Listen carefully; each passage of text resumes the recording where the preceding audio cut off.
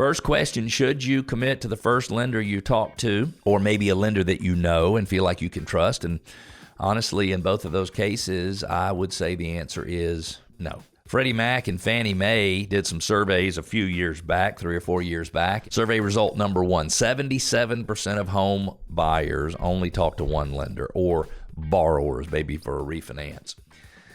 They went on to further discover that those who talked with two or more lenders saved on average $1,500, and those who talked to 5 or more lenders saved over $3,000.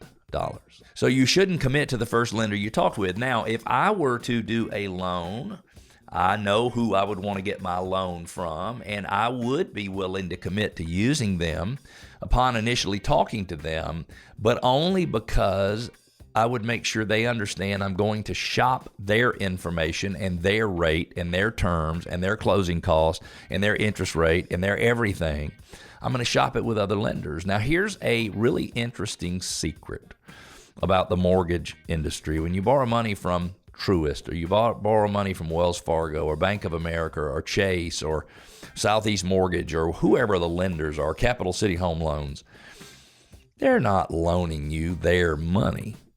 Ultimately, they're loaning you the government's money, and they are actually giving you their money in the first place, but then they immediately take that loan and sell it off to Fannie Mae, Freddie Mac, or maybe it's insured by FHA, or it is insured by the VA, the Veterans Administration. And so the reality is that most of the loans are being funded by money that comes from the same place and can be issued or loaned at the same terms, meaning I go to my lender and then I'm going to shop 3 or 4 more.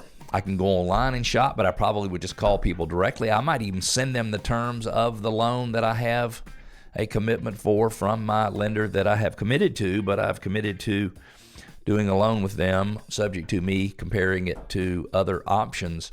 And the reality is I wouldn't think about, okay, well, so-and-so didn't give me the best rate, so I'm going to switch. I wouldn't do that at all. If I have somebody that I know, I have somebody that I trust, I have somebody that's done a lot of work, if somebody else can beat that rate, I would take the information from the lender who can beat the rate and I would give it back to that first lender and say, hey, you've worked hard. I want you to keep my business. If you can match or beat this, then I am ready to go. If you cannot, then I might have to consider moving my loan elsewhere. And when you do this, it allows you to go ahead and move forward getting a pre-approval, not just a pre-qualification. So you can answer a few questions and a lender can take your information, take your answers and take them at face value and say, oh, yeah, you can qualify to buy a house. But if you really want to know whether or not you're pre-approved, do you have the down payment? Have you proven it?